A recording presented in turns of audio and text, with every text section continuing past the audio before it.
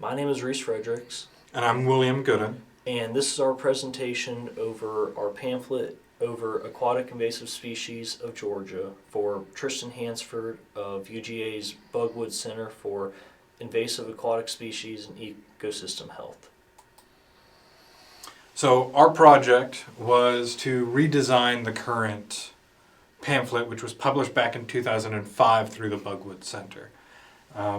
We needed to update some of the information in there, seeing it's been almost 20 years, and we kind of wanted to refresh the pamphlet a little bit, make it look a little better, update some of the photos.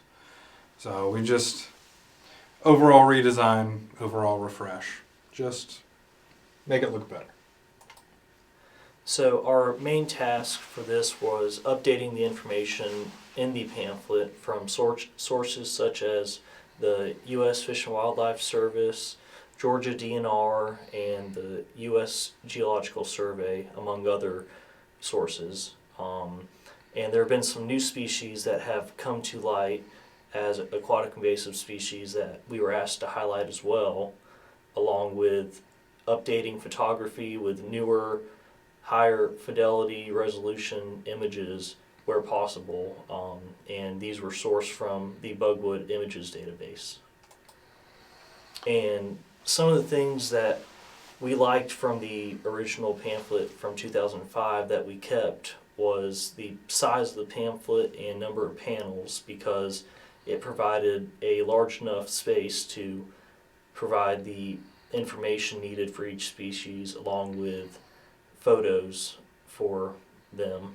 And we kept all the original species that were included, and we included some of the same photos and information as well.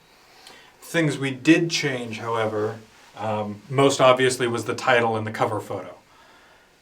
We also changed the font style and the text arrangement, trying to make it a little easier to read. We added 3 new species as our stakeholder requested, and we updated the photos where photos were available.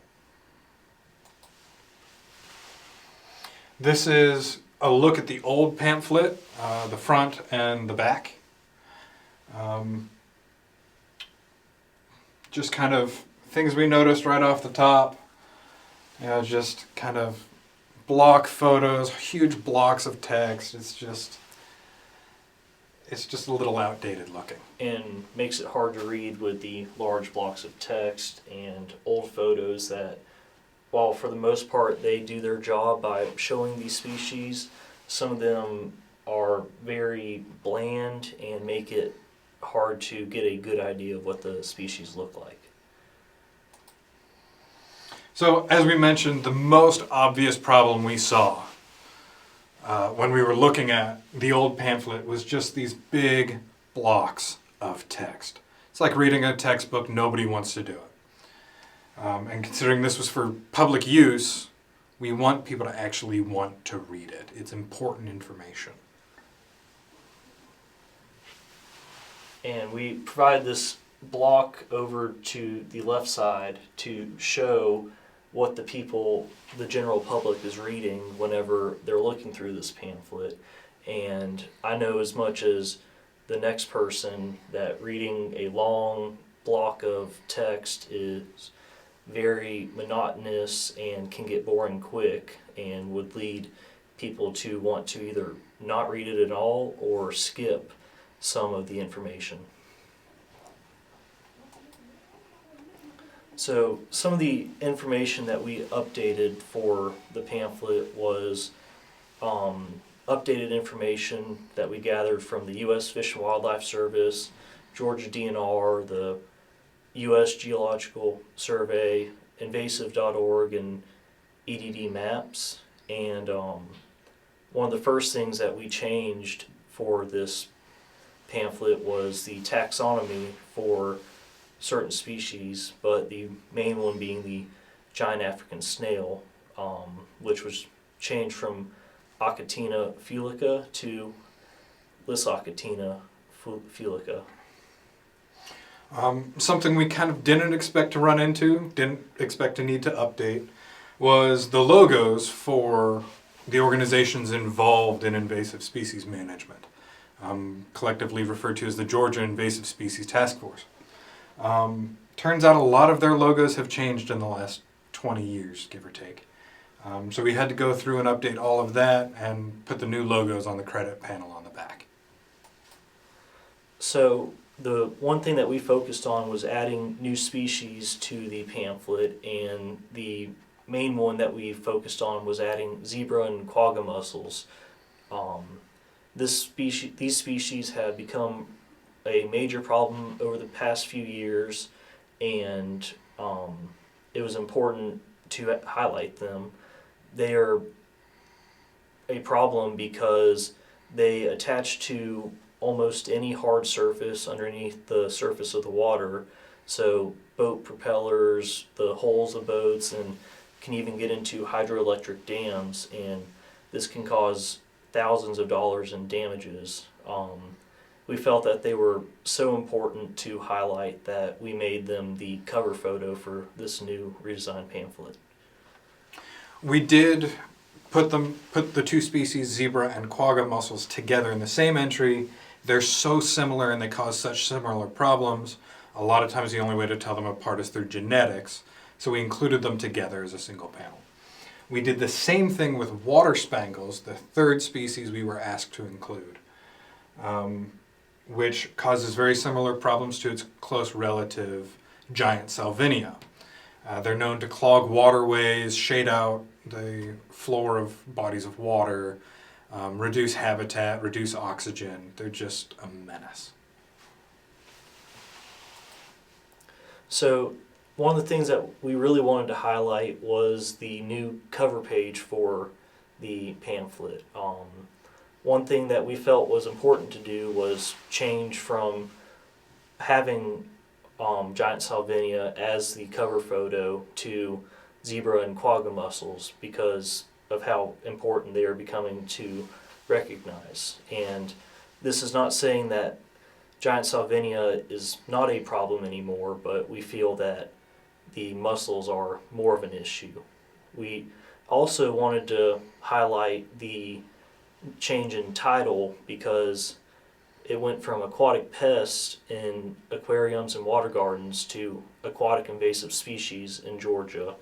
And we felt that this was important because it adds a more serious tone and feel that people will be more likely to read it and invest their time to find out what is causing harm to the environment around them. So this is a close-up of the first two panels after the cover page.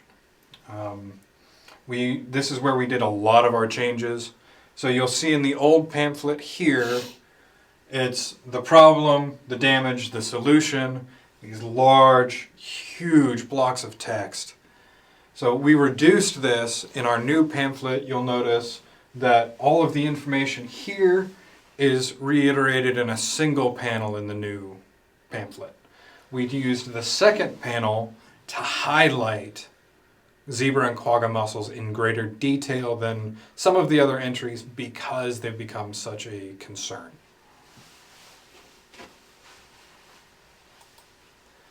And this is a close-up of the hydrilla panel that we created.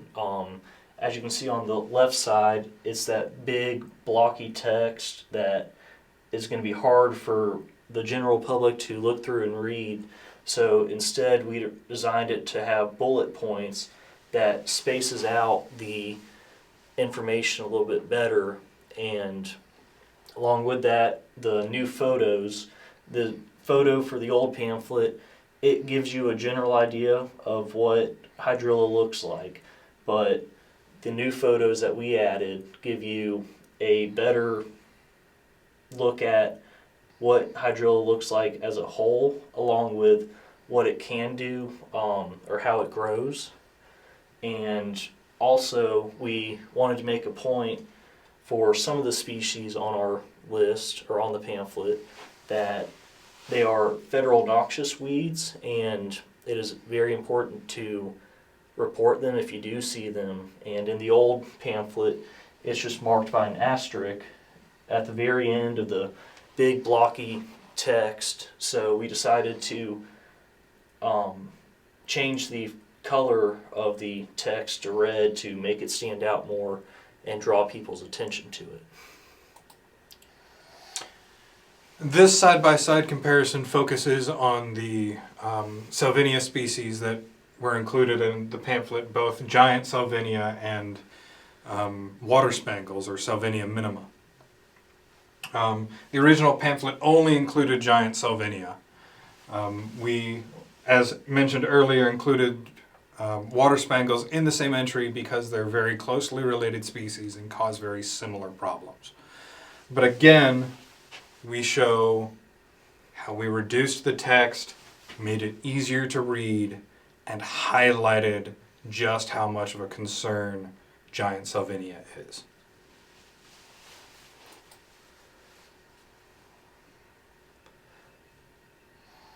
So this is a look at our finished product.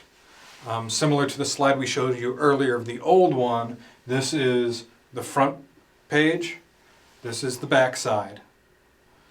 It's designed to be folded, so this is actually the cover page and this is the back panel right here. You'll notice it's much less text. It's much easier to get through. And while some people may think that because it is less text that there is less information being given, but from our research we found that a lot of the information given in the original pamphlet was not quite repetitive, but was information that the general public is not going to be as concerned with or knowledgeable about. So we focus on highlighting the most important things for ID and how it spreads. And how much damage it does. We really wanted to focus on what the public needs to know in order to help the fight against invasive species. So our opinion on our new pamphlet was that we were able to give it a much fresher look that will appeal to the public eye, along with making it easier for the members of the general public to read it and absorb the information. We also, as mentioned before, updated the information. Again, it's been almost 20 years. So the new species, new statistics about how much damage this aquatic invasives as a whole cause, just up-to-date information. And then we really tried to satisfy everything the stakeholder asked of us. I personally feel like we did a good job. I do as well. So we know he's told us he's happy with it, so we look forward to seeing it published. Thank you. Thank you.